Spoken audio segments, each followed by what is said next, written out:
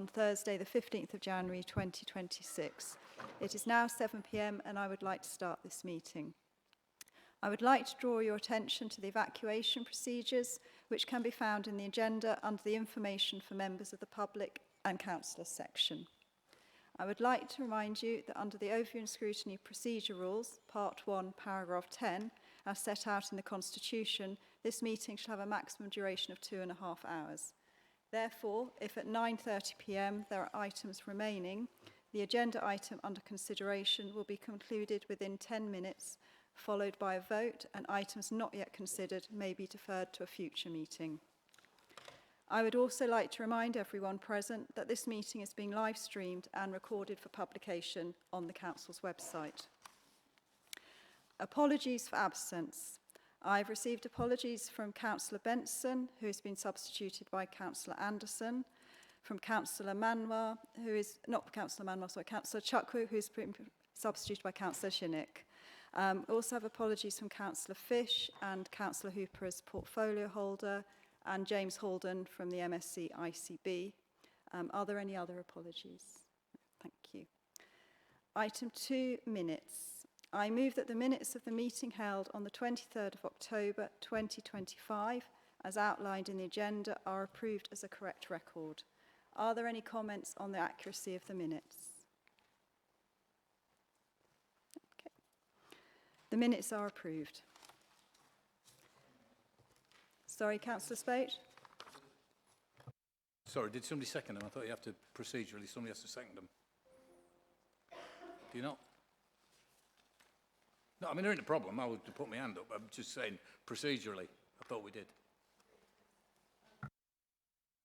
That's fine. Yeah, thank you. Thanks for bringing it to my attention. Item 3, declarations of interest. Does anyone have any declarations of interest to make? Item 4, unplanned scrutiny items and members' rights of reference. I've not been notified of any unplanned scrutiny items or members' rights of reference. Right. Item 5, we have a briefing note, the Mid and South Essex NHS Foundation Trust Improvement Plans and Strategy. We do also this evening, as item 6, have an update on discharge from hospital lived experience, Health Watch from Kim James. I will introduce the two reports together because, Kim, I might ask you to come in during Health's presentation, as I think your agenda item does fit in with some of the aspects of that. So thank you to everyone for coming tonight. So the reason we've invited you is following on from the CQC ratings and the league tables and the poor performance, and you're here to explain your improvement plans. So we look forward to hearing and discussing that. And the Health Watch is an update on a report in the autumn of 2024 on the discharge. So we'll maybe ask you to come in at some point during the first agenda. So may I ask someone from the MSc to introduce your report, please? Thank you.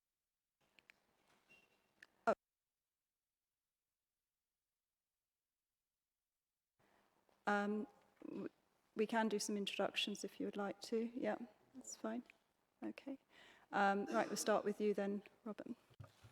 So I just thought it might be useful for the purpose of this evening for you to know who's in the room and for them to hear from you as well. So I'm Rob Percy, I'm the Exec Director for Adults and Health at the Council. My name is Ruby Baines, I'm Director of Public Health. Hello, my name is Zephan Trent. Please call me Zeph. I'm the Chief Strategy and Transformation Officer at MSCFT. Good evening, I'm Dawn Scrofield. I'm Chief Executive for Mid and South Essex Hospitals. Thank you. Good evening, everyone. My name's Cherry West. I'm the Managing Director at Basildon Hospital. Evening, everybody. My name is Sharon McNally. I'm the Interim Chief Nurse at Mid and South Essex Hospitals. Good evening, everybody. I'm Kim James, and I'm here as an independent person representing Health Watch in the community.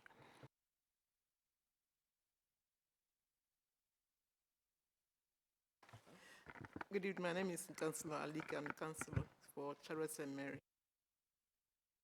Alex Anderson, Councillor for Stamford East and Corringham Town.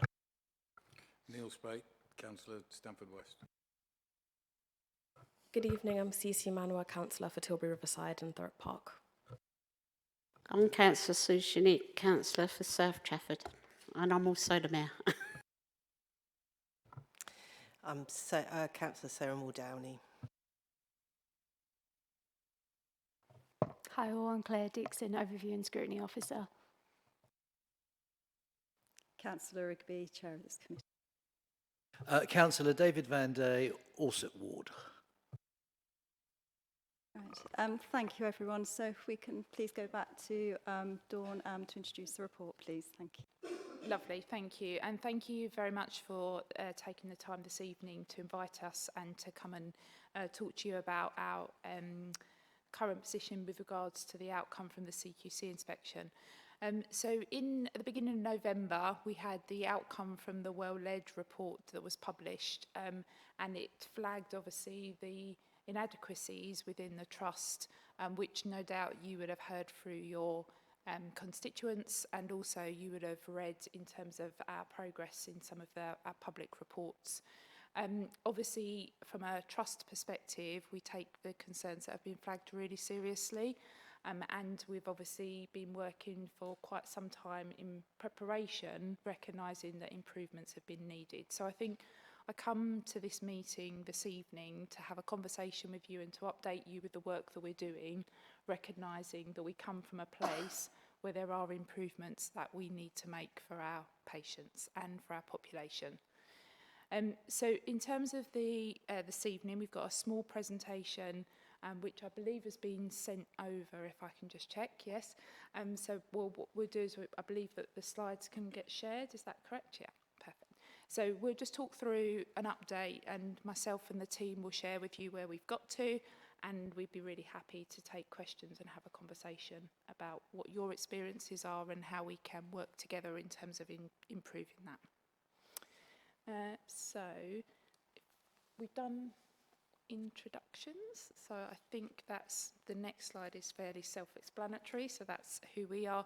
Obviously, I think what's important to note as well is that there are a number of other exec directors, our chief medical officer, we have managing directors aside Cherry across the trust.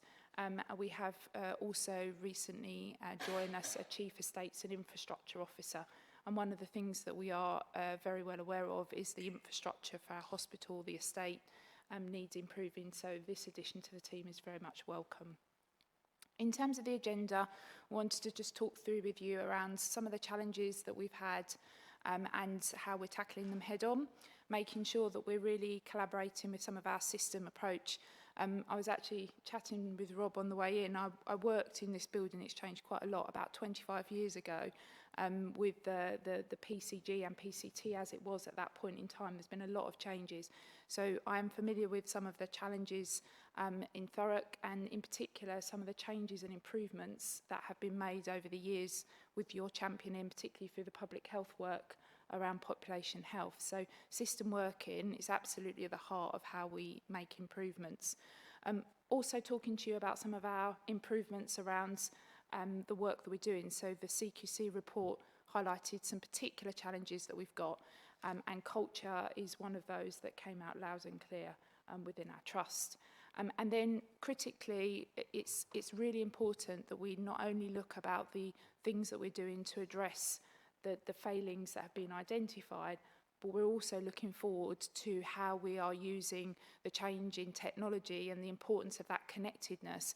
And Nova is a single electronic system, a patient record, that will significantly improve the benefit for our patients and how people access our services. So just in terms of our main challenges with regards to well-led, so as you'll know from a business perspective, there are aspects to a business. For us, it is the delivery of care, which is considered through the lens of a quality aspect, a finance aspect, and a performance aspect. I think the key things to flag that came out from the well-led report is that there were three strands really that were three themes that came out loud and clear. Culture was a concern, leadership was a concern, and in terms of our governance, it was a concern in terms of how we organised ourselves. So we have been an organisation that has been merged since the beginning of April, but prior to that, the three legacy organisations and now had a significant challenge in terms of, at different points in times, whether it was quality, finance, performance. Basildon Hospital had its challenges over its time. So as we come together with Mid and South Essex, and we've been established now for over 6 years, the opportunities that has brought has meant that we've been able to improve our workforce in terms of the number of people that we recruit. But in that, we have identified through the Well-Led report some of the challenges around culture and that importance of organisational development that I think has been missing since the merger. And obviously, you know, colleagues will be aware that we had, obviously, everyone was impacted by COVID. So that is an area that we're particularly focused on. From a performance perspective, we know that we have quality issues around access for care. So we have one of the largest waiting lists in the country, and we know that some of the challenges that our patients access in terms of access with regards to cancer services and elective care. There's been a lot of work that has been done around our urgent and emergency care. In fact, I'm on call this evening, so apologies, I was cutting it fine in terms of the meeting start. And I know that Thurrock has been particularly strong in terms of supporting some of the flow and discharge of care, working collaboratively with colleagues. So we'll pick some of that up in our conversation with you about emergency care. In terms of the leadership, there have been a number of changes within the team. I picked up this particular role from the beginning of November, and we have made changes in terms of the way in which we are organising ourselves. So there's two aspects: the leadership piece in terms of making sure that we're doing the right things and we're prioritising the right things. And I'll talk to you a little bit about the One Team Improvement Plan, which is picking up the priorities, whether that's quality or performance, access, problems for our patients in terms of how we're improving that, but also the governance, so in terms of making sure that we've got the right lines of accountability. So Cherry, as the Managing Director for the Basildon Hospital Place, is accountable and responsible now for the care pathway for patients, so that clarity of end-to-end care for a patient attending the Basildon Hospital site. Now, we're still working through some of those changes in the governance restructure, but by the end of March that will be completed. And that's really important because our previous governance structure, the way in which we organised ourselves, was not as clear as that. So sometimes, and we've got a backlog of complaints and concerns raised from patients because that hasn't been as clear as it will be going forward. And then in terms of our clinical outcomes, so it's really important that our medical staff, our leaders, our clinical leaders, have a voice and are prominent in the decision making. And with the previous governance structure, that wasn't always as clear. So now, with the establishment of something called clinical networks, which is then enabling our clinicians to drive forward improved clinical outcomes, reducing clinical variation.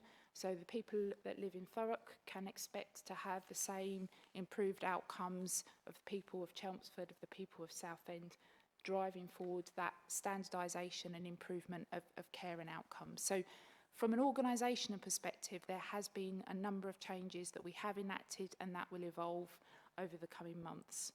So from the perspective of the CQC, we had our Quality Summit in the middle of December, on the 12th of December, and thank you for the support from Thurrock as well in that conversation.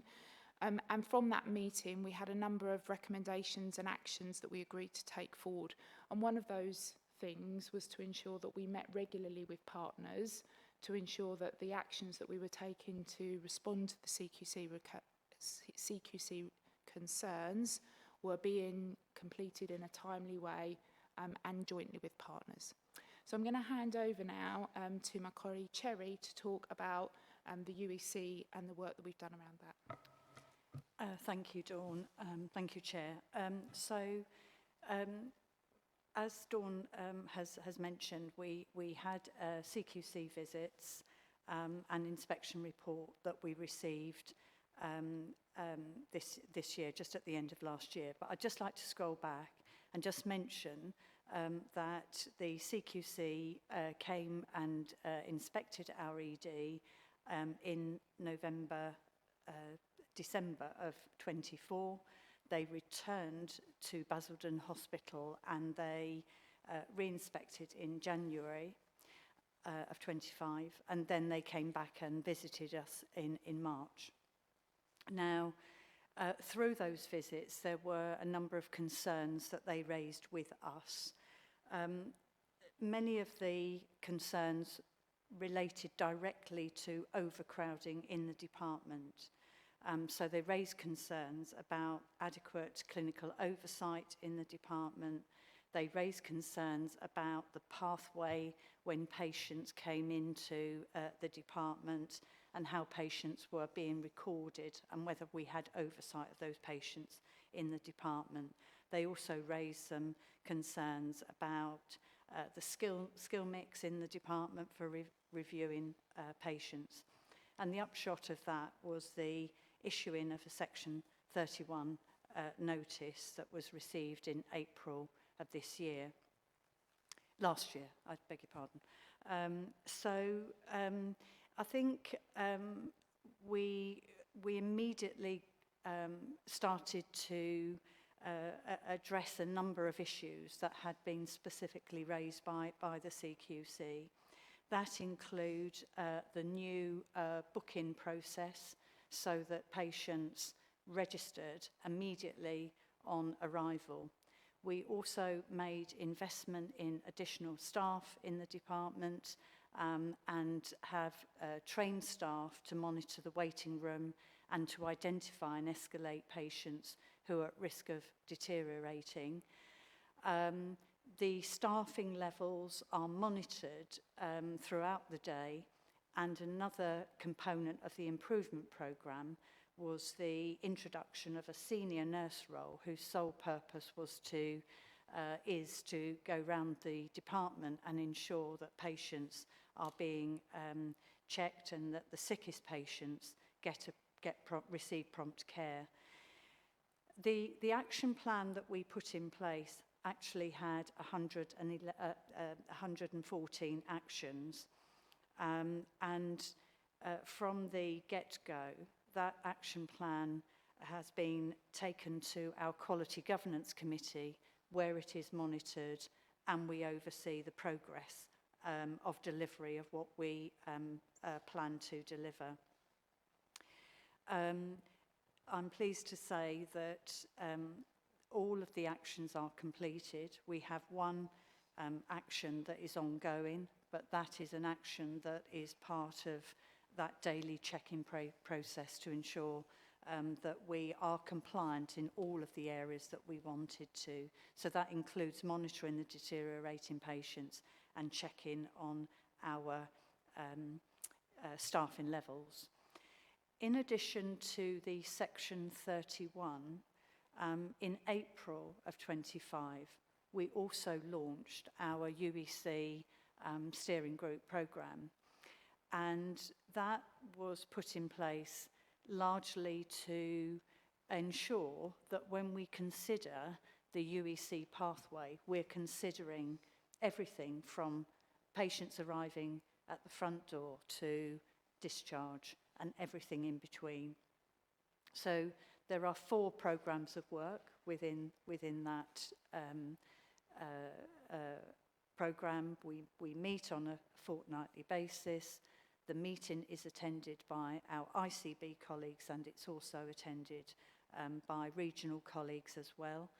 And later on, I'll come to talking about some of the successes that we've observed as a result of the work that we've been doing, but specific to Thurrock and the improvements that we've witnessed.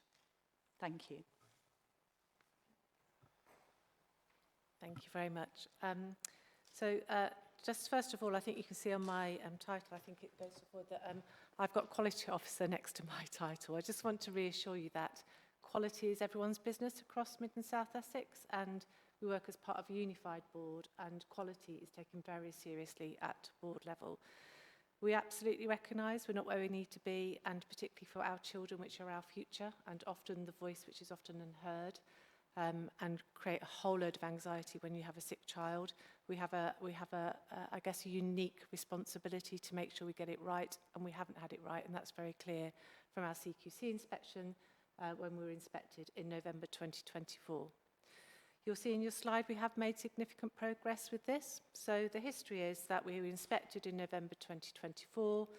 In April 2025, we received a warning notice for our children's services, and the report was published in September 2025, so still very recent in terms of the organisation.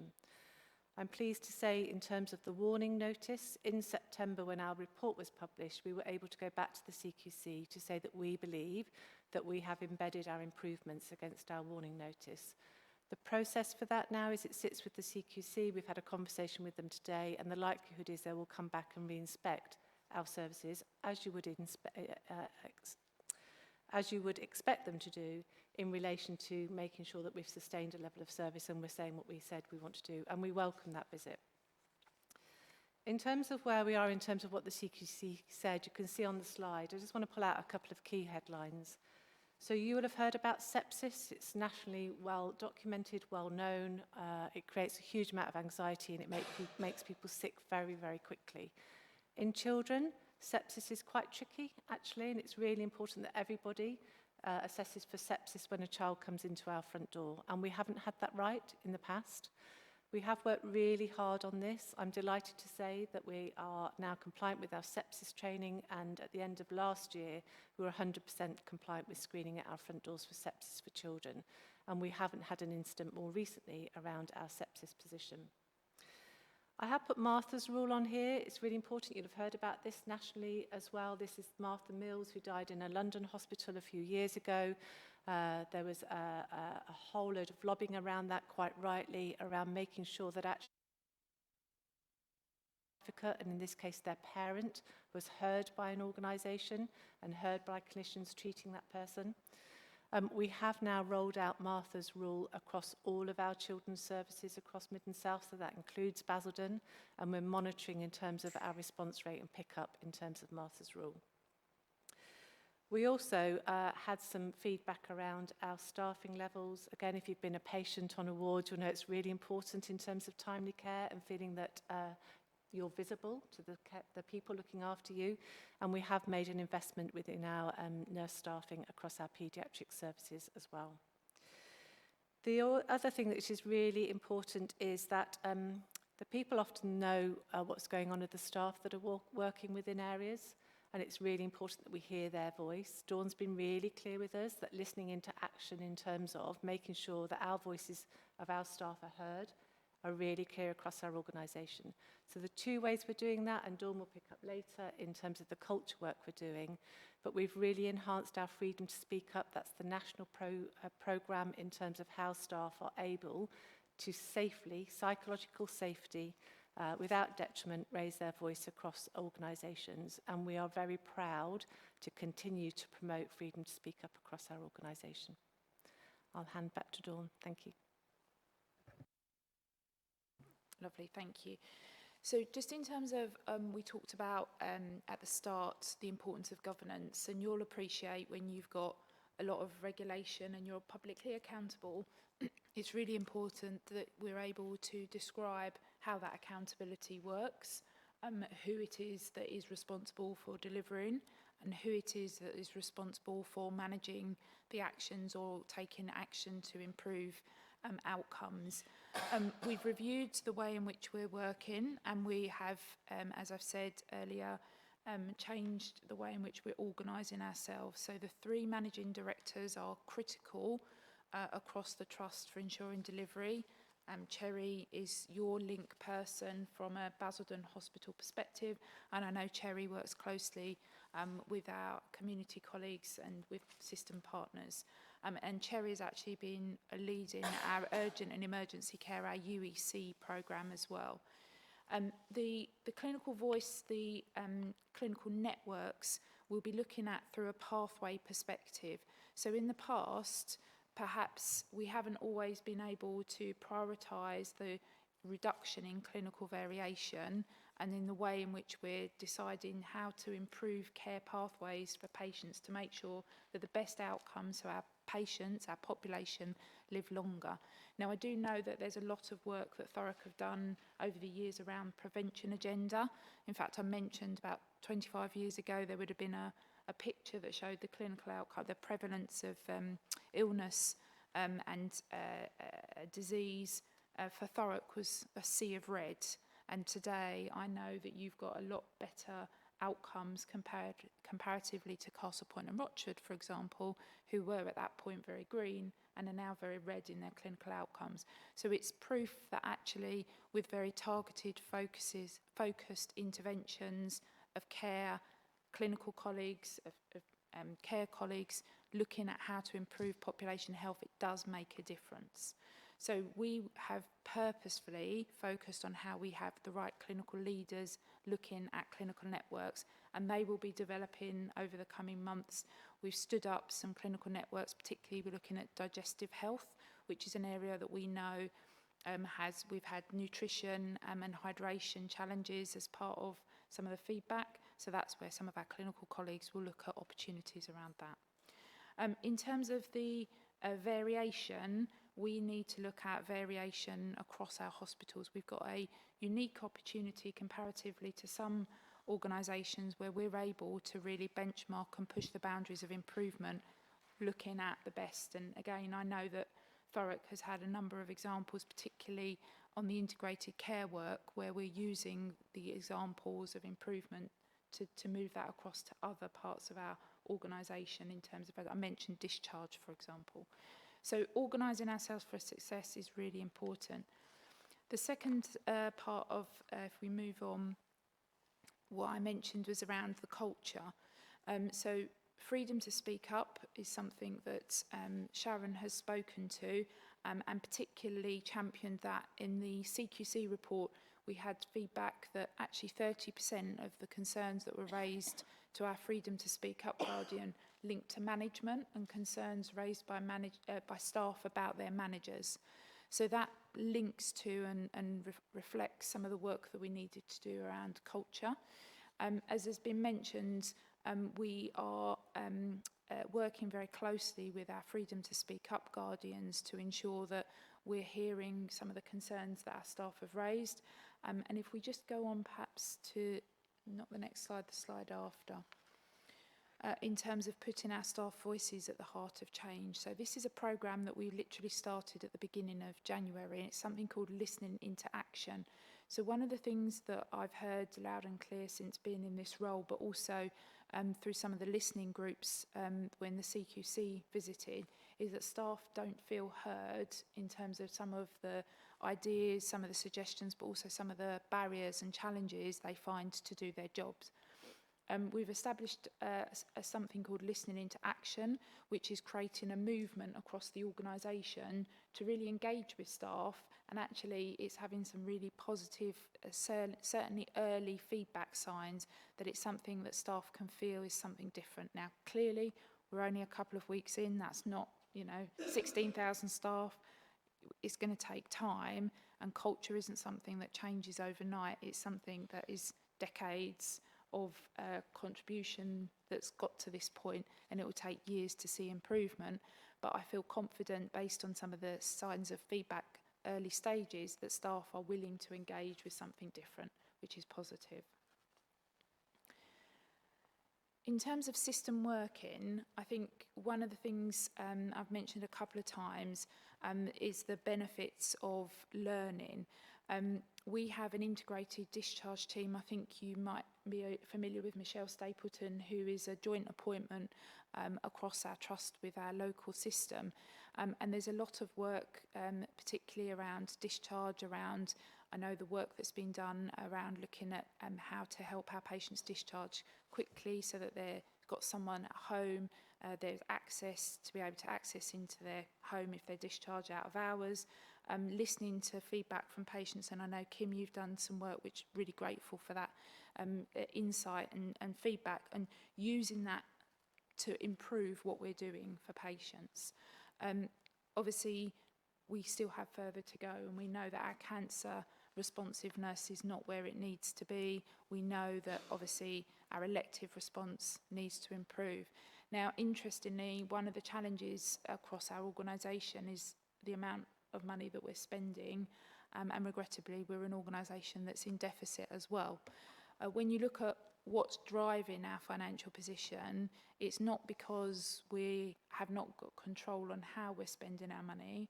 Our challenge is the demand and the volume of patients that are being referred for elective care and for for services, which, when you look comparatively across the country, it is higher. So we're a very, I would describe it, an acute-centric, a hospital-centric based model of care. And really, we need to, and are committed to working more with our community primary care partners to help with something what's called the left shift, so helping our population to stay well, better at home, or indeed not needing to have hospitalised care. Now, that is a longer term, piece of work that we need to do collectively. But given the positive work that we've done with Thurrock around the discharge and the integrated care, I would hope, and the work that you can see with the population health outcomes, we should be able to look at what opportunities there are to try and drive that forward in the future. So there's definitely opportunities around system working, and your support, your continued support around that improvement will be key.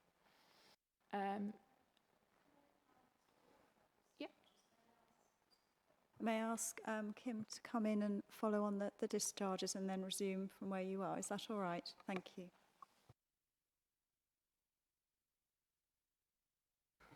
Thank you, Chair. Obviously, the piece of work that we'd done previously was quite a big piece of work. We'd highlighted some issues, quite a few issues, and then we were asked to go out and do a targeted piece of work. So the level of that report was quite high in the numbers of people we spoke to. This, we haven't done this as a targeted piece of work. This update is from just what we're picking up when people call us, because we take complaints, we do information advice, and sometimes people just don't know where to go. So it's a smaller number of people, and some of the reasons for their concerns have very much been the same as we had before, but not as many. But again, as I said, we haven't done a targeted piece of work. So it's the same things. It's about poor aftercare, and it's supporting the community. So we do that in between bit when people phone us. We don't just leave them. We do actually make phone calls to the community services. And sometimes it's that they aren't even aware themselves that the patients are home, or that the GPs are not aware. Or we'll get family members phone who are really concerned that mum suddenly arrived at home. They live miles away. They didn't know she was due home.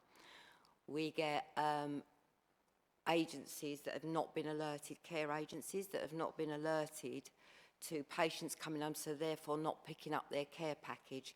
So a lot of it is that in-between bit from the minute they leave that bed to arrive home, that there's a whole bit in the middle missing for quite a few people. One of the other things, there's a few examples which I think actually show you what sort of issues they are and how much easier it will be to do that. And I don't think anybody gets up in the morning with the intention of sending somebody home without any care. Absolutely, we know that, but it still happens, and there's still an issue if it's 1 or 101. So, so we have things like the resident's son reported that he was unhappy the way his 91-year-old mother was suffering from dementia, was discharged from hospital. He stated that no one in the family had been alerted when she was discharged and sent home. She actually went wandering, and it was a neighbour that raised, and he didn't even know she was home. They thought she was still in hospital. There are a lot of residents stating that they're discharged with no instructions on to what to do next. Sometimes they come home with a pack of dressings and things like that, but they don't know what they're supposed to do with it. So sometimes they'll sit and wait for someone to arrive who doesn't, or they really think they've got to do it themselves, which, you know, we're sort of picking that up. Got resident was unhappy with the way he was discharged 48 hours after a prostate operation. Resident was discharged without clear instructions on what to do when he got home. We've got people going out and buying. Resident was discharged with 2 catheter bags, no dressings or support. Resident's wife had to go and purchase the dressings because they don't know where to go and they don't know what to do. It's having a bit of an impact on minor injuries, which is an entirely different thing that we've done, where people are going there for wound checks and dressing checks, and they're not actually commissioned to provide that, and it's causing a massive impact on the minor injuries service as it should be. But when they come home and then they're phoning their GP, so it is a big thing. They phone their GP, I'm home, I need to come and see you to have my dressing changed. We haven't got anything for 3 weeks. So it's like there's nothing solid in place to follow people. Now, when we get these calls or we pick these up, we absolutely deal with it straight away.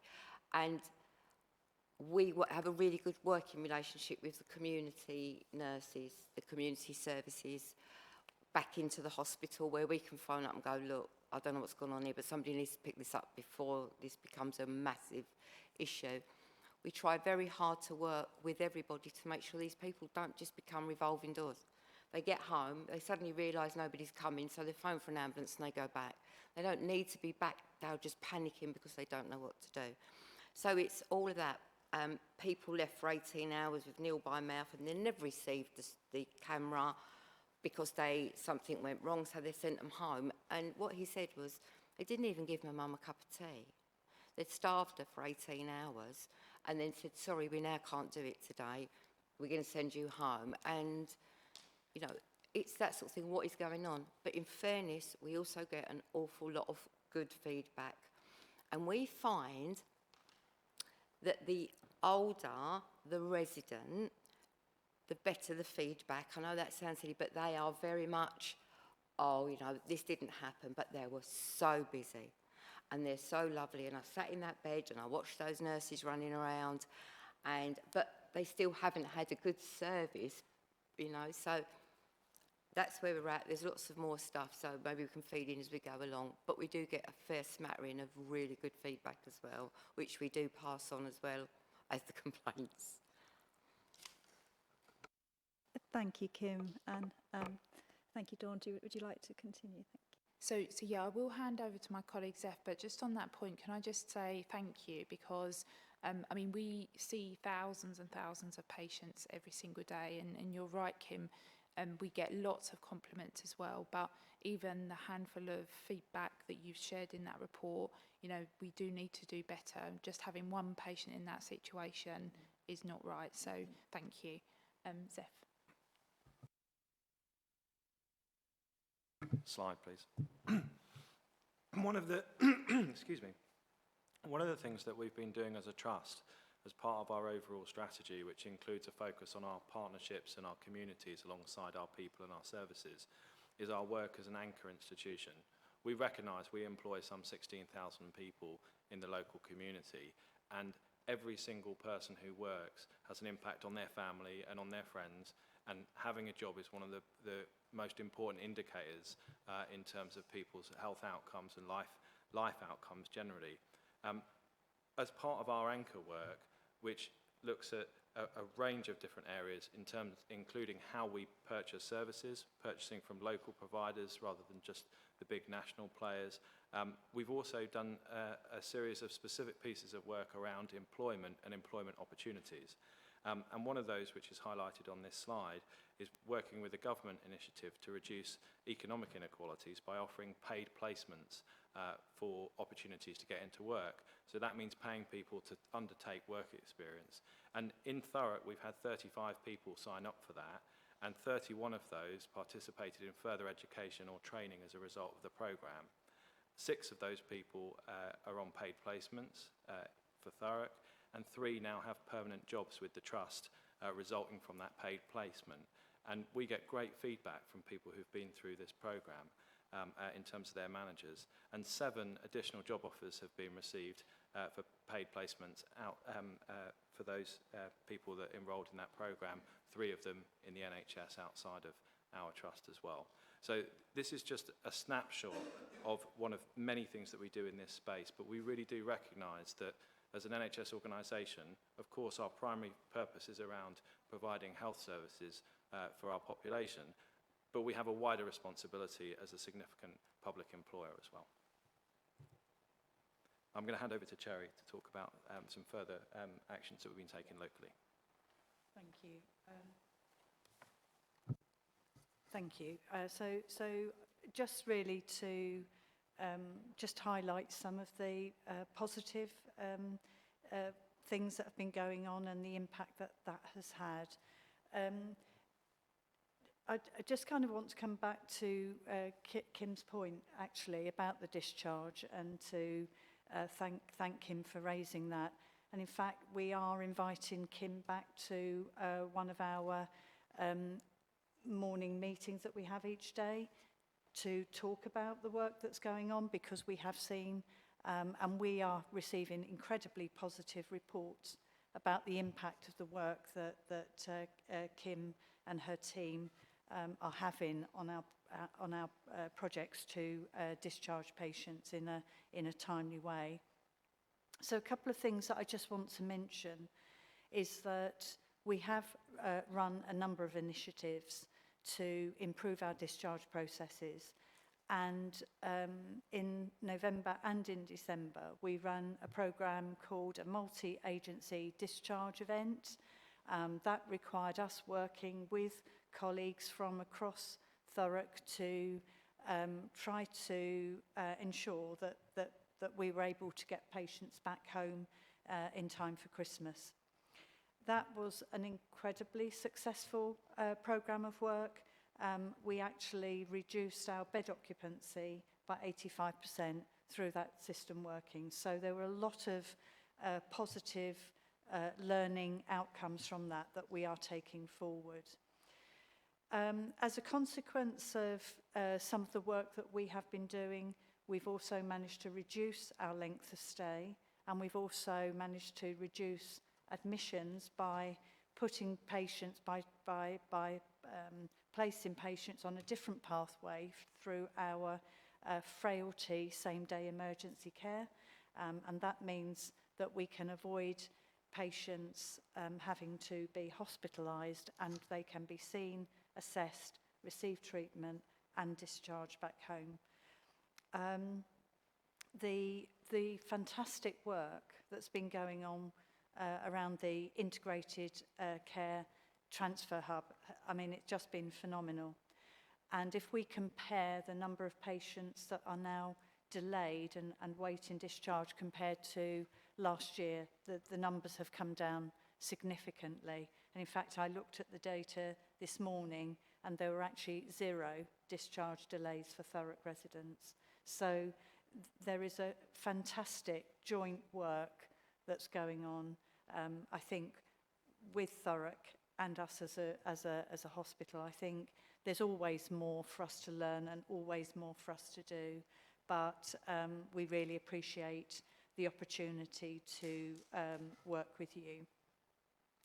Within our children and young people services, one of the other things that we have been doing with Thurrock is the youth work in hospital service, and as a consequence of that, we have seen patients picked up in A&E and placed into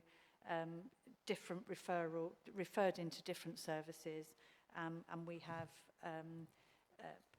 we've seen significant numbers of patients benefit from that service as well.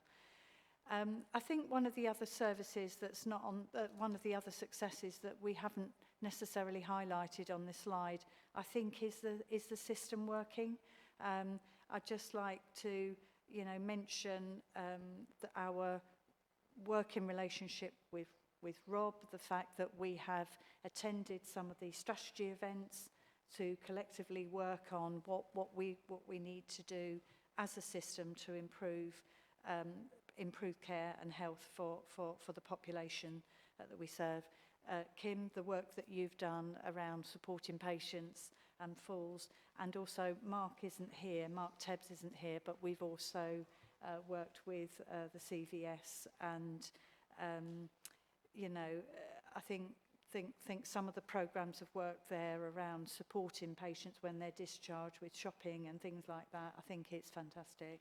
So that's all I wanted to say on this particular slide, but just use this as an opportunity to really say a huge appreciation from us for the joint working. Thanks, Cherry. So if we go on, so I've talked about the governance and the restructure. I've talked about the culture, which was another theme, obviously, that was picked up. Now I just want to talk about the One Team Improvement Plan, which is about the priorities that we're managing. Before I just talk to the detail on this, Cherry said that we managed to reduce our bed occupancy by 85%. We didn't reduce it by 85%, we got to 85%, just in case people thought we had an empty hospital on Christmas Eve. Yeah. That wasn't quite the case. So the One Team Improvement Plan, we've really taken the opportunity to look at the priorities of the organisation in terms of responsiveness for our patients. So for urgent and emergency care, for example, we know that more often than we would like, we have patients that are needing to be cared for in our corridors because we have got too many patients waiting for beds and we haven't got the flow through the hospital. Now, we've heard, obviously, that it's not because of delayed discharges from Thurrock, but obviously what we're trying to do is manage the demand across the whole trust. So urgent and emergency care, we're committed to eliminating corridor care through this One Team Improvement Plan. For our elective, we know that for our elective services, as I said, we've got one of the highest waiting lists in the country, and we are committed to reducing our over 65 weeks patient waiting. So from our perspective, unfortunately, we had an issue with the patients that needed appointments to be booked, which we found an electronic admin system, which resulted in a number of patients being found to be waiting over 65 weeks. That was earlier this year. Therefore, unfortunately, by the end of this financial year, by the end of March, it is expected that across the trust we will have about 1,300 patients still waiting over 65 weeks, which is a huge regret. And obviously we are doing everything we can, working with our services, with partners, to try and ensure that we can eliminate patients waiting over 65 weeks for elective care. For cancer services, we are working on pathways to speed up in the way in which we respond to ensure that patients are treated or start their treatments within 62 days. And something called a faster diagnostic standard in particular. We know that patients need to know when they have cancer and what their care plan is. And that commitment around that is part and parcel of our One Team Improvement Plan. So UEC, elective and cancer. We've talked about the culture and leadership. That's a whole work stream, a whole programme. And we're going to talk a little bit about NOVA in a minute. So NOVA, which is our electronic patient record, is another focus. And finally, the sixth focus is finance. So finance, unfortunately, as I mentioned, the trust is an overspending organisation, and you'll be aware through government there's a limited cash, there's a cash limit to what can be spent. We, like other public sector organisations, are required to spend within an agreed limit, and we need to manage that. So the collection of that means that we will be focusing on the things that we'd already started in terms of our quality and safety culture, making sure that we're improving our performance and obviously ensuring financial stability. But I think what we've done over the last couple of months or so is to really crystallise that into a set of priorities that the organisation can get behind, and we are being publicly transparent and accountable to our colleagues around the delivery for that. In terms of the improvement initiatives that underpin that, We know that it's really important from an accountability perspective that you can see the progress that we're making. So we've got clear timescales and we've got clear goals and measurements so that we can evidence that. The next slide just gives you a bit of a diagram as to the things that I've just described. So you'll be aware that back in May we approved our refresh strategy, and that in particular focused on our people, our communities, our services and our partnerships. They remain our strategic focus in terms of the vision. We are still one team working together for excellent patient care, but we've enhanced our focus to ensure that we are really ensuring that improved staff experience and improved patient experience. So listening to action and the culture work will improve our staff experience, and obviously the improved patient experience is really ensuring that there's that clarity about accountability for delivery. And they're the 6 improvement programmes that I've mentioned just now. So, Cherry. Thank you, Dawn.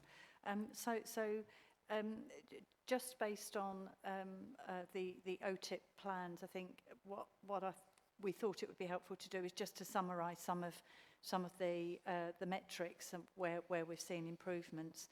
So we've already mentioned CQC actions that are now complete, 76 of those complete, our target of 90% for March, and we're on track. In terms of 4-hour performance, obviously there is a huge amount of reported in the media around pressures around the front door. We had a regional target of 76% for MSE in December. We achieved 70.4 as MSE for winter pressures. But what I would like to assure you is that the work that we have been doing across our sites is realising the benefits in terms of the pathways. And in fact, the Basildon site actually in December achieved 73% against that 76% target. And Basildon was the highest performing of the 3 sites. So in terms of the Thurrock population who are accessing Basildon services, it's obviously not as good as it should be, but actually we had made significant improvements. I think the other thing to say is that if we look at December's performance and compare that to December last year, the actual performance was a 10% improvement. So our clinicians and our nursing teams have done an absolute phenomenal job, alongside obviously colleagues who have been working on the back door for us to ensure that flow continues. And that's despite the pressures with over 12,500 attendances in December just at Basildon alone. Dawn has already mentioned the faster diagnostic standard, and that we're working to the diagnostic 6-week performance and our 18-week performance. And although those standards, although the elective and cancer standards aren't quite where we would like them to be, they have improved. Thank you. We know how important it is, the services that are on offer, not just at Basildon Hospital, but within Thurrock itself. And we're really delighted that we've now got the Community Diagnostic Centre up and running and open. It's a facility which is high quality and provides much easier, faster, better access to diagnostic services. And it's something that we in the Trust are proud of, and we hope that people in Thurrock will be proud of as well. That service is recently opened just last year, and so we're still making sure that we fully understand the full potential of that and the impact and the range of service that it can provide in Thurrock and the number of people accessing it as well. And it's with that ongoing work to understand and enhance the CDC that I'll link into our work to develop the plans for Orsett Hospital going forward. We've spoken earlier in the presentation about our commitment to partnership, and we've met on multiple occasions now with Councillor Rigby and Councillor Hooper and others to talk about how can we as a trust work better and reset our relationship with Thurrock. It's one of the first things I think we said in those conversations was that we recognised as a trust that we hadn't given enough time and attention to the relationship with this council and its officers. And we've been working, you've heard examples of this with Cherry earlier, been working with Rob and his team and others within the council at an official level to try and improve that. One of the proposals we brought into those discussions was that we would establish a community working group to work through the options for how we take ORSIT forward. We know that there's been a huge amount of concern about the ORSIT hospital and its future, both for residents and staff, and the offering of services there. There's some 30 clinical services on the site, and we've been undertaking work to improve the short-term safety of that site, recognising that the environment is not of the quality that we would want it to be. We are committed then to working with a community working group, to working with the council, and to developing the options for the future.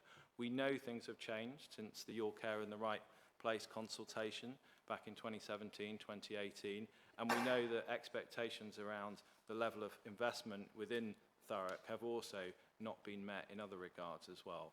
So recognising where we are, being honest about the current opportunities for funding that are available, the assets that we have, we want to make sure that as we go forward, we work with partners in Thurrock to define the future of ORSIT. We do not have a single master plan that's hidden away in secret. We want to work this through realistically with clinicians and with the local people to develop that plan going forward. And we've said that in the paper, we've said that in our discussions, and it's said here in the presentation. Our final slide. Dawn has spoken about the single electronic patient record, or the NOVA programme as we've branded it. This is a 5-year digital transformation programme. It's a joint programme between Mid and South Essex Foundation Trust and Essex Partnership Foundation Trust. It has secured tens of millions of pounds of inward investment from NHS England into Mid and South Essex.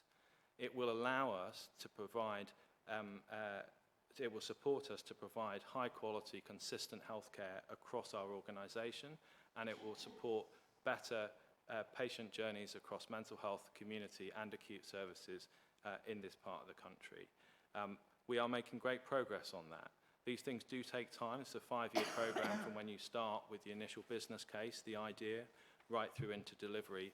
But we are well underway now with configuring this system. We're actually in the design phase right now. And we'll be signing off that design in the next couple of months and moving towards rolling the system out so it can go live in 2027 to the benefit of our staff and our patients.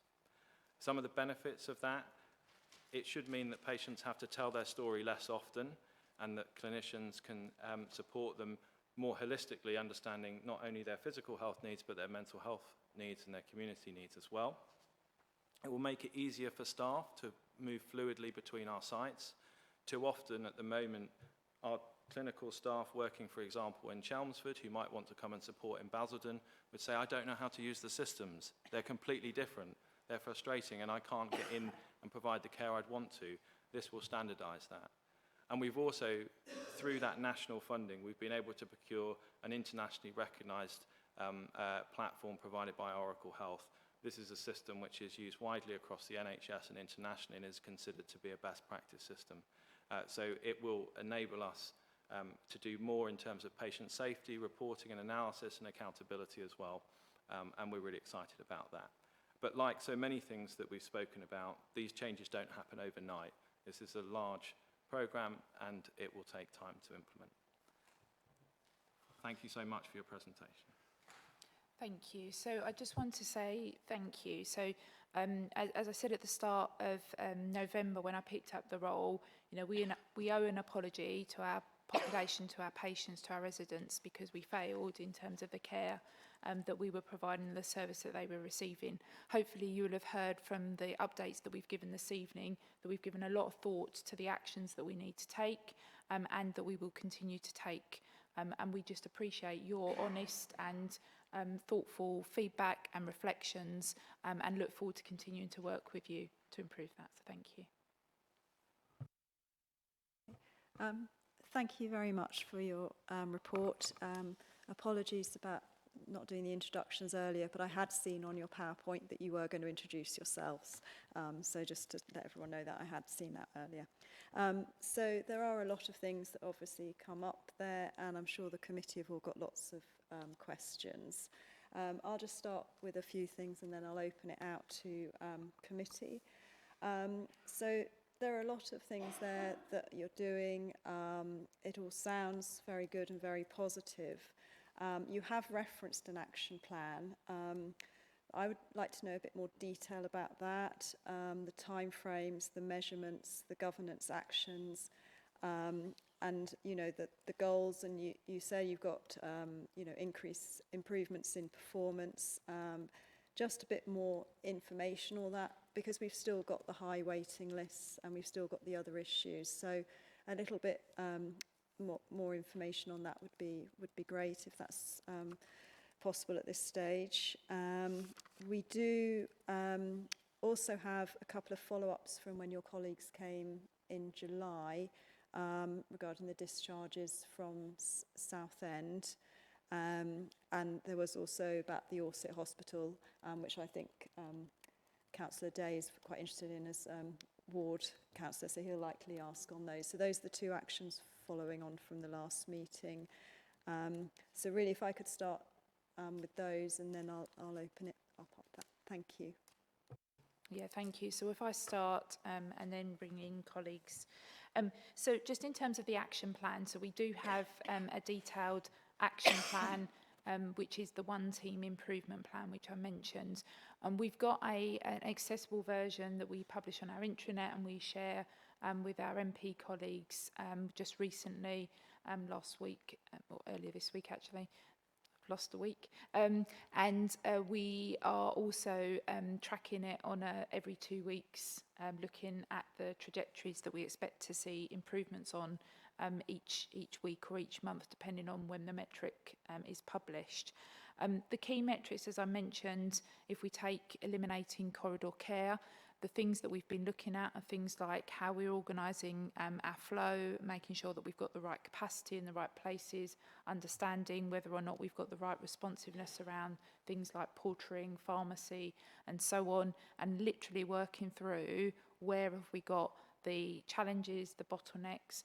Particularly on the Basildon site, we've had over 20 corridor care patients at any one point in time. At the peak, I think we had 29. So clearly there's a lot of work that the team have done. In fact, I can report today, based on the update I had at the on-call, that we are not expected to have any corridor care patients overnight tonight, which is a phenomenal effort from the team. And now, obviously, that is something that we need to manage and continue to manage, and we struggle at times of demand, but the intent is to eliminate that substantively. So there are actions like that, and that goes down to a granular level. In terms of the elective, we have got particular challenges with some specialties. So trauma and orthopaedics is the area that we've got our biggest challenge, and that is because of the volume of patients, but also some of the complexity of surgery. And that is also the backlog driven, unfortunately, from a point in time, 5 years ago, 6 years ago, when we essentially weren't doing any trauma and orthopaedic operations. Obviously, we've moved a lot of our care to day cases where we can. We track very well in terms of day cases, but when we've got complex surgery that requires theatres, we rely on our theatre infrastructure working.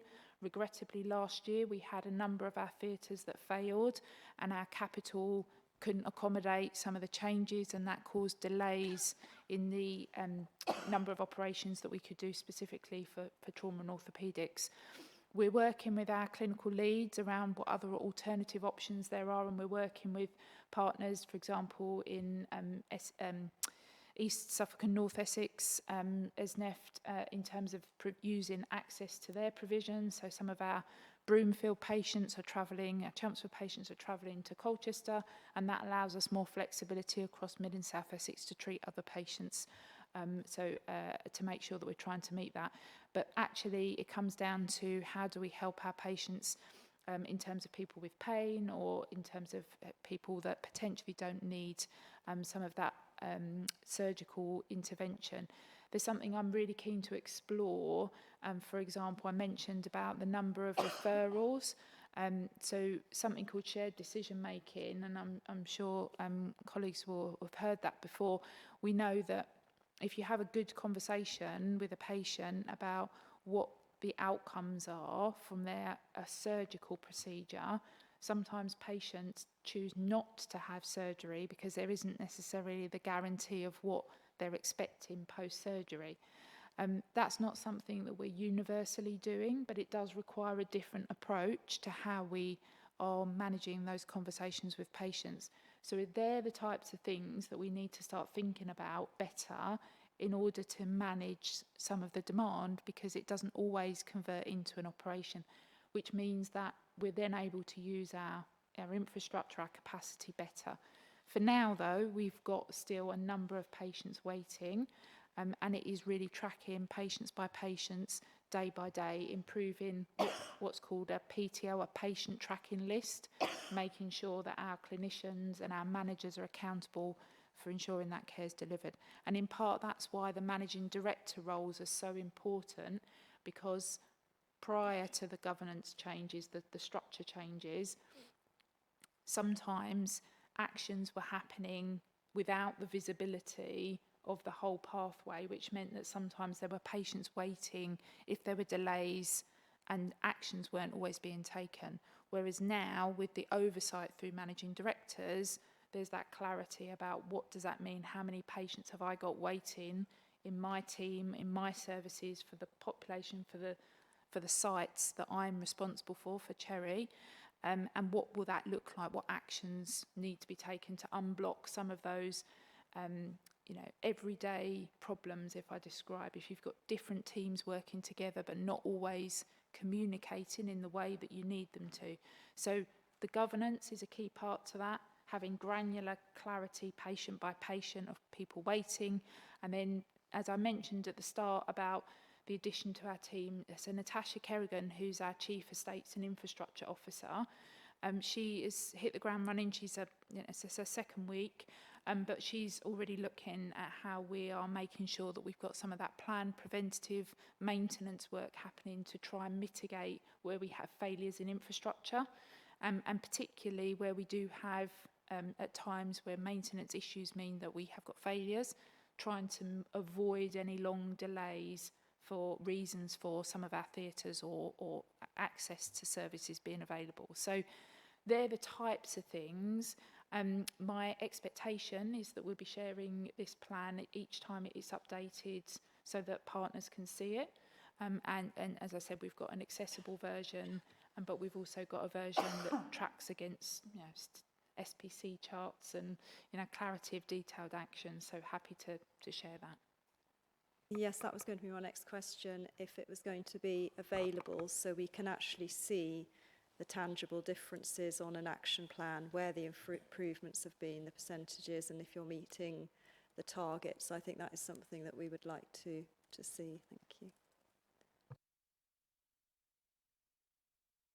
So just in terms of the other two items, so in terms of the discharges, so can I just, in terms of the discharges specifically for Southend, was that did you?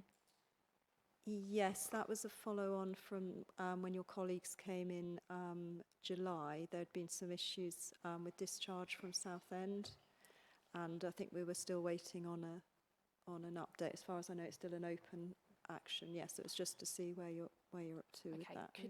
Is it possible that I could just ask that we could follow up outside of the meeting so that we can be clear about responding to that? Because apologies, I haven't come prepared on that one. No, so that's sorry. fine. And I think the second one is I was going to talk about Aust Hospital, but actually I think it was more on the transport, wasn't it, to the community diagnostic centres. That was another action from July, the transport. So if you could follow up on those two as the outstanding actions I'll from make the sure last meeting, that would be great. Thank you. Thank you very much. I'll open it up to committee now for questions. Okay, Councillor Day. Thank you. Thank you for your presentation and for coming along this evening. So as a ward councillor, primarily concerned that the residents I represent have access to the healthcare provision they deserve. Can you explain to me, from a patient's perspective, the improvements that they can expect to see in the care you provide in the next 6 to 12 months, bearing in mind the critical nature of the CQC report? And looking longer term, with the NHS ambition to focus on provision close to where people live in their communities, what do you see your role in this? And I would point out, as the Vice Chair here, I'm also the councillor, we've already said, for Orsett, so I have a special interest hearing things from about Orsett Hospital. Thank you.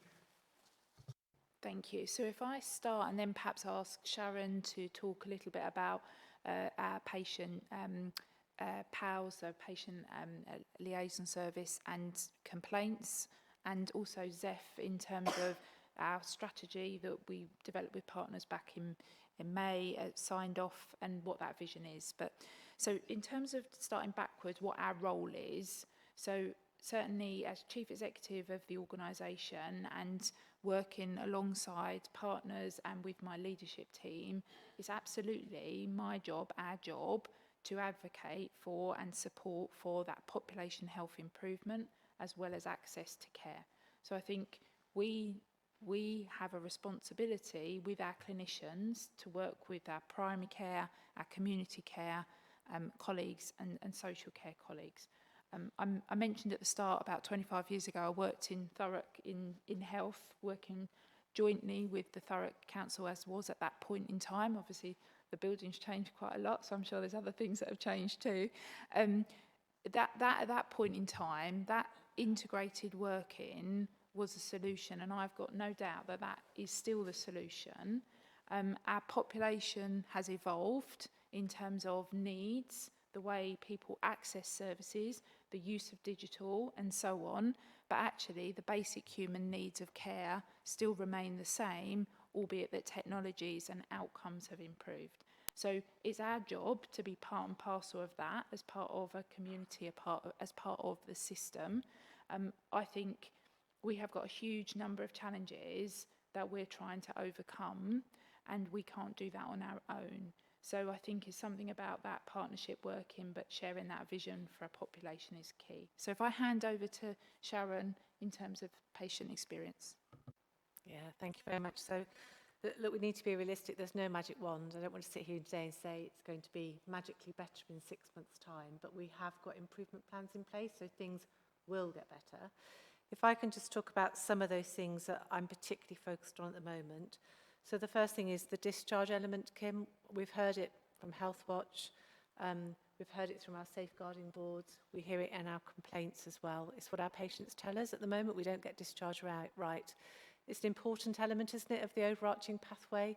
It's very often that bit that has that lasting bit. You did this really well, but actually what I really remember is this didn't go well, and we add risk into the system. So we will be working collectively, and Cherry and I are joined up as well. This is about embedding improvement in our flow out of the organisation.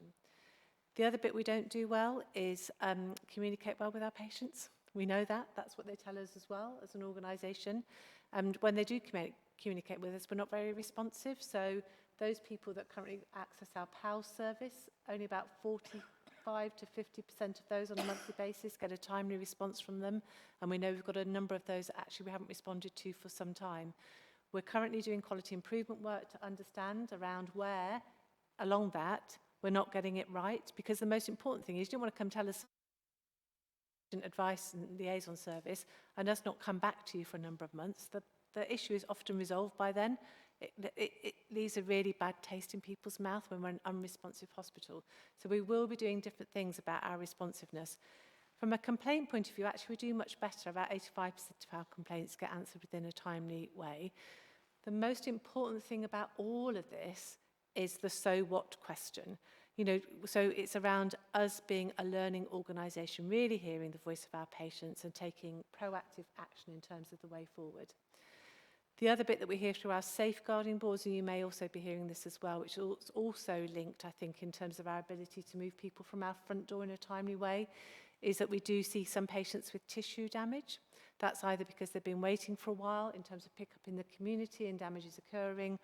We're holding them outside of our hospital in an ambulance, and then within our emergency department as well.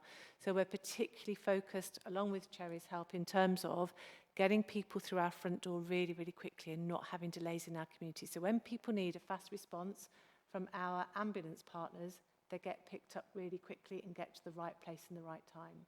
So lots of work going on, a real commitment and from that organisation in terms of a way forward.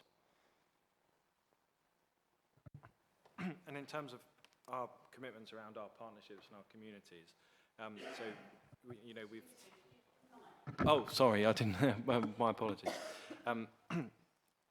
We published our 10-year strategy last year, and we deliberately made a shift and a commitment to shift in our outlook as an organisation. The 4 priorities there that Dawn's spoken about. Our services, our people, you'd expect us to have those. But our communities and our partnerships was a recognition that as a trust, we've been too inward looking and we need to look outwards and work with partners more effectively. I've spoken earlier in the meeting about our commitment to work with this council and its officers, and the example that Cherry spoke about in terms of the integrated discharge teams is a great example of how our teams are actually working day to day to find the right care packages for people to get home in a timely manner into the right setting for their ongoing care needs. Now, as Kim says, we don't get that right all of the time, but we do get it right for a significant number of patients as well. Our commitments around our communities touch on the experience that people have of our services, and Sharon's spoken about that, but also making sure that we're understanding our population's needs and that we're investing time and effort in the anchor activities that I spoke about earlier, supporting local employment and local opportunities as well. In terms of ORSIT,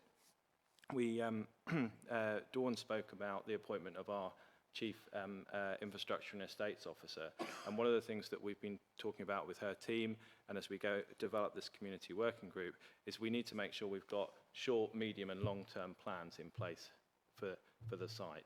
In the short term, the focus is about improving the aspects of that estate and those facilities which are substandard, and we recognise that. In the medium term, that will be about making sure that we've got the right services, and in the longer term, making sure we've got a plan that has support and clarity about how health services are provided. But we don't have a plan hidden away somewhere. We want to do that together, and I think that reflects the commitment to partnership and community that we set out in the strategy. Thank you. Thank you. Yeah, could I just add something in? I think it's appropriate just to possibly say a quick word at this point. As you know, I've not been here that long. I've only been here, 15 months or so.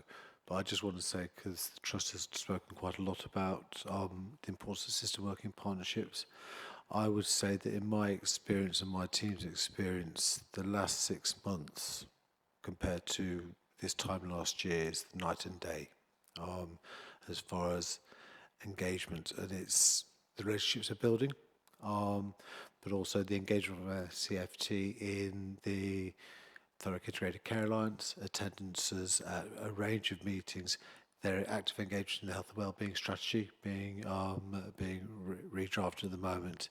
I do feel that there's a genuine commitment of the team now to acknowledge the failures, if I can say that, if I'm allowed to say it, of the past, but we've not got it perfect. We've got a big agenda of improvement, as will NELFT, as will EPUT, as will primary care, and the ICB is going through huge changes. So it's a really complex system at the moment, but there is a genuine commitment and there's real opportunity to work much better. It won't happen overnight, but there is a commitment to make sure we line up the priorities and try and tackle them in the right way to make sure there's sustained improvement for the population of Thurrock. Thank you. May I just move back to discharges, as we were just talking about that? something that's been picked up on your report and reported back frequently, seems to be an issue with the process, but also with the discharge letters. Do you know why that is consistently an issue? Kim, do you want to answer that? Thank you, Chair. We picked up lots and lots of calls about people having follow-up appointments within their discharge letters. So they were told they would get follow-up letters. I was actually at a meeting last week and Dawn Patience was at that one. And we raised it then about these, it's mostly the online stuff, that when people are getting their appointments through, it's got a date and it's got a time, it hasn't got a place. Yeah, do you remember this conversation? So it's not telling people where they need to be. So if they've had orthopaedic surgery in Braintree and they live in Thurrock, they don't know whether they're going to Alsip, Basildon or there, and they're turning up at the wrong place and missing out on appointments. And I know the person I was speaking to that day had actually got her own appointment that morning and checked and said, yeah, you're absolutely right, and we've completely missed that. So hopefully that is now being picked up. But one of the biggest issues was the discharge letter is very, very delayed. So they can't get, if they've been prescribed medication, if the discharge letter hasn't reached the GP, by the time they need their medication refreshed, the GP can't give it to them. And also the follow-up element of those letters. So one bit of it we've sorted out, or has been realised and is being looked into. The other bit about the delay in a discharge letter causing problems with new medication. So that was the... I can comment on some of that. The issue with the delays in correspondence is something that we're aware of as a trust, and we've taken actions to make sure that we understand exactly where those delays are, and that we are then, and this comes back to this point that Dawn made about the governance and the transparency and accountability, that we then understand exactly where those delays are, and that we can route those delays through the managing directors and the appropriate clinical directors to then work with the specific services and understand the reasons for the delay. So we haven't cracked this yet, but we have improved in terms of understanding the problem and then being able to hold to account through the organisation to make those changes. The other thing I'd say about this is, you know, in that slightly longer term outlook, when we have a whole work stream on correspondence in the NOVA EPR programme, and this is an opportunity for systemic improvement in our underlying systems, which the systems we use at the moment, they are not cutting edge. They have significant limitations in them, and it's a key part of the rationale for replacing multiple different systems with one unified record, because we expect that to give benefits in terms of the quality of correspondence and those kind of issues around the location, for example. Without wishing to get technical, those are fields that will be built into the new EPR. So we hope that that will lead to longer term improvement as well as the shorter term accountability. Thanks. And it would just be really good, Kim, in terms of the discharge letter, for us to be clearer about the particulars and the actions, because obviously I think there's probably a digital aspect to some of the templates that we need to pick up as well. So yes, your support is appreciated. I think a lot of the problems with the discharge letters coming out of Southend from the cancer services, and they're the ones that the patients really do need that to be on time. But the biggest problem we get are people being discharged out of Southend